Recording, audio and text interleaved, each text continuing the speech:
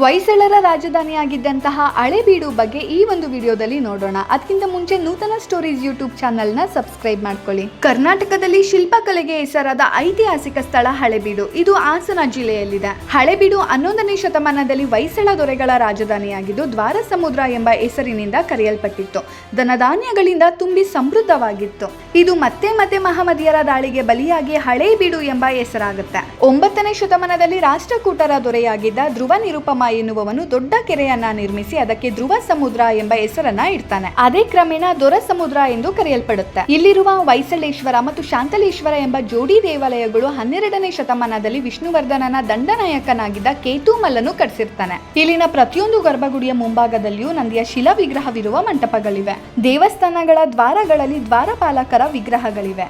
ದೇವಾಲಯದ ಹೊರಗೋಡೆಯ ಮೇಲೆ ಆನೆಗಳ ಸಾಲನ್ನ ಕೆತ್ತಲಾಗಿದೆ. ಸುಮಾರು 2000ಕ್ಕೂ ಹೆಚ್ಚು ಆನೆಗಳ ವಿವಿಧ ಭಂಗಿಗಳನ್ನ ಬಿಡಿಸಲಾಗಿದೆ. ಇದರ ಮೇಲಿನ ಸಾಲಿನಲ್ಲಿ ಸಿಂಹಗಳ ಸಾಲನ್ನ ಕೆತ್ತಿ ಅದರ ಮೇಲಿನ ಪಂಕ್ತಿಯಲ್ಲಿ ವಿವಿಧ ವಿನ್ಯಾಸದ ಲತೆಗಳನ್ನ ಬಿಡಿಸಲಾಗಿದೆ. 4ನೇ ಸಾಲಿನಲ್ಲಿ ಕುದುರೆಯ ಸಾಲು ಮತ್ತು ಕುದುರೆಯ ಸವಾರರು ಇದ್ದಾರೆ. 5ನೇ ಸಾಲಿನಲ್ಲಿ ಮನುಷ್ಯ, ಪ್ರಾಣಿ, ಹೂವು ಮತ್ತು ಕಾಯಿಗಳ ಚಿತ್ರಗಳಿವೆ. 6ನೇ ಸಾಲಿನಲ್ಲಿ ಜನಜೀವನವನ್ನ ಪ್ರತಿಬಿಂಬಿಸುವ ವಿವಿಧ ಉಡುಗೆ ತೊಡುಗೆಗಳ ಚಿತ್ರಗಳಿವೆ.